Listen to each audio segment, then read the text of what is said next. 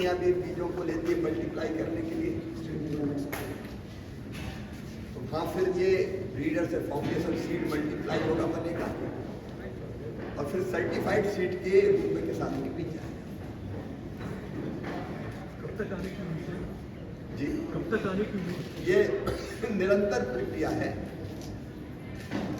और इसमें जो बीज पहले से तैयार है उनमें समय कम लगता है, लेकिन जो आज ही बीज हमने रिलीज किए हैं, तो 1 साल लगेगा ब्रीडर सीड से फाउंडेशन सीड में, फिर 1 साल मल्टीप्लाई करके सर्टिफाइड सीड में और किसानों के पास पहुंचे। तो आप सबको भी धन्यवाद, लेकिन बारिश का आनंद आपने नहीं लिया।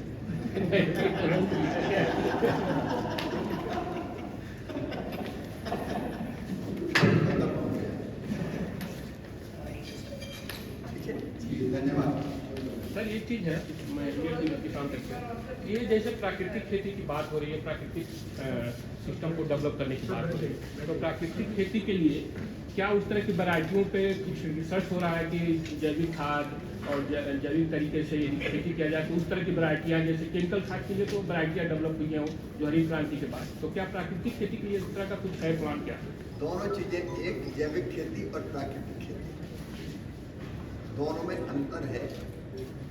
जैविक खेती में हम वर्मी कंपोस्ट, गोबर की खाद, मतलब केमिकल फर्टिलाइजर यूज नहीं करते, जैविक खाद यूज करते हैं।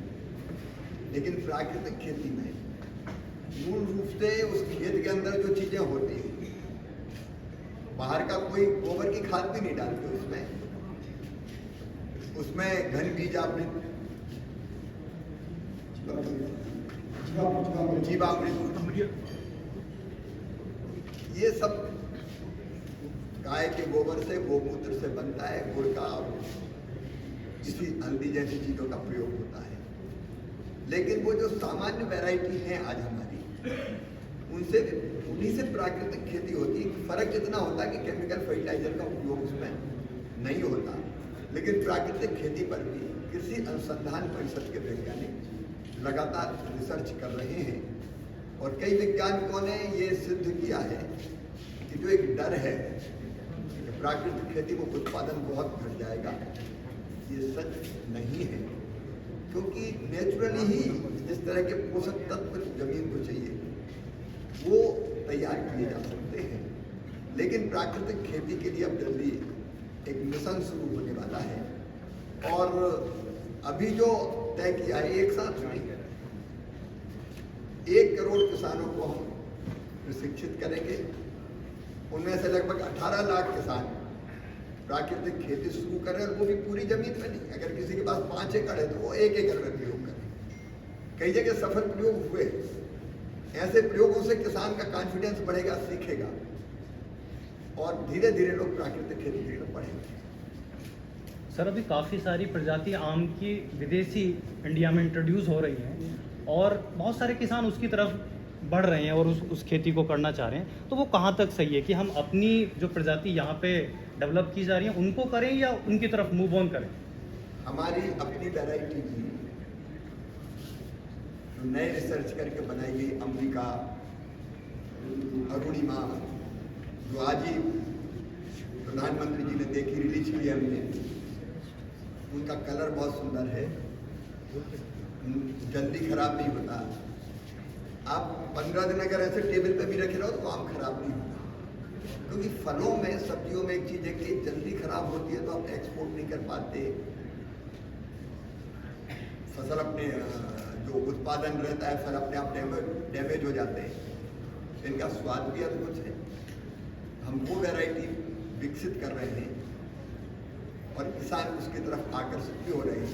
मैं एक जानकारी आपको देना चाहूँगा कि 22-23 में हमारी बागवानी फसलों का निर्यात 55,000 करोड़ रुपया था एक्सपोर्ट, और अब हम ऐसी वैरायटी बना रहे हैं जो एक्सपोर्ट क्वालिटी की है, देखने में भी सुंदर होना चाहिए। तो हमने अब कलर्ड आम देखा, एक बार वैज्ञानिक मित्रों को भी घुमाना चाहिए। लाल से रंग का आम हो रहा है, देखने में सुंदर, स्वाद में सुंदर, जल्दी खराब ना हो, ऐसी वैरायटी विकसित करें। जापान की सर अभी ऐसे हम एक्सपोर्ट कर सकते हैं बाहर देश में? सीड्स हम एक्सपोर्ट कर सकते हैं बाहर देश के लिए?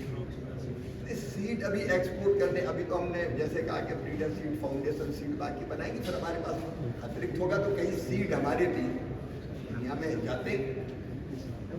बट एक छोटा सवाल नेचुरल फार्मिंग के बारे में, आप बोले किस स्टेज में है? क्योंकि मेरा जानकारी है बहुत आईसीआर का स्टडी भी बोला था कि ये करने से आपका प्रोडक्शन लॉस हो जाएगा, और क्योंकि कुछ लोग जैसे नेचुरल गवर्नमेंट फार्मिंग देखिए कई किसान कर रहे हैं आज भी। एक उदाहरण उसका आचार्य देवव्रत हैं जो गुजरात के राज्यपाल हरियाणा में, उनको नेचुरल करते हैं और कई लोग गए हैं उन खेतों में, साइंटिस्ट भी गए और उनने ये सिद्ध किया है कि प्राकृतिक खेती में उत्पादन नहीं घटता, बस प्रॉपर तरीके से की जाए। ऐसा नहीं कि आपने जो तरीका है उसको फॉलो नहीं किया और वैसे ही आपने केमिकल फर्टिलाइजर डालना छोड़ दिया और सोचे कि वैसी हो जाए। प्रॉपर तरीके से अगर आप प्राकृतिक खेती करें तो सिद्धू कई लोगों ने किया है तो उत्पादन नहीं घटता, गुणवत्ता पोषक तत्वों से भरपूर फसल पैदा होती है, स्वाद भी अलग होता है और मानव शरीर की बहुत उपयोगी है। सर बहुत बहुत धन्यवाद। सर थोड़ा सा पीएम वाले एक बार बता दें जो डेटा है वो रिकॉर्ड होता है। सर पीएम जो है आज आए थे यहाँ पे, क्या क्या सब चीजें रही और क्या क्या जो है करा है पीएम ने? आज का कार्यक्रम प्रधानमंत्री जी का कृषि और किसानों के लिए ऐतिहासिक कार्यक्रम। प्रधानमंत्री जी ने संकल्प लिया है किसानों की आय बढ़ाने का, और किसानों की आय भी बढ़े, उत्पादन भी बढ़े, लागत भी घटे और पोषक तत्वों से भरपूर शुद्ध फल, सब्जी और अनाज किसानों को, जनता को मिल सके। तो उन्होंने निर्देश दिया था कृषि और किसान कल्याण विभाग को कि वो अलग अलग फसलों की ऐसी प्रजातियां तैयार करे, ऐसी किस्में तैयार करे जो जलवायु अनुकूल हो, क्लाइमेट चेंज के असर से मुकाबला कर पाए, जो पोषक तत्वों से भरपूर हो और रोग प्रतिरोधक क्षमता भी होती है। और मुझे खुशी है कि भारतीय कृषि अनुसंधान परिषद के वैज्ञानिकों ने रिसर्च करके ऐसी 65 फसलों की 109 प्रजातियां तैयार की है जो जलवायु अनुकूल भी है, पोषक तत्वों से भरपूर भी है। जैसे धान की एक किस्म तैयार की है सीधी बिजाई से, धान बोएंगे पानी 30% कम लगेगा। जैसे बाजरे की किस्म तैयार की है कि जो 70 दिन में आ जाएगी, 110 दिन नहीं लगेगी। ऐसी किस्में 109 प्रजाति की आज प्रधानमंत्री जी ने राष्ट्र को, किसानों को समर्पित की है। सर विशेषता यह है कि ये कार्यक्रम नहीं तो आईसीआर के हाल में होता था। सर क्या इन किस्मों में कोई गन्ने की प्रजाति भी है? हाँ, गन्ने की किस्म, लेकिन ये कार्यक्रम खेत में होगा। किसानों के साथ चर्चा, वैज्ञानिक, किसान, प्रधानमंत्री, कृषि मंत्री,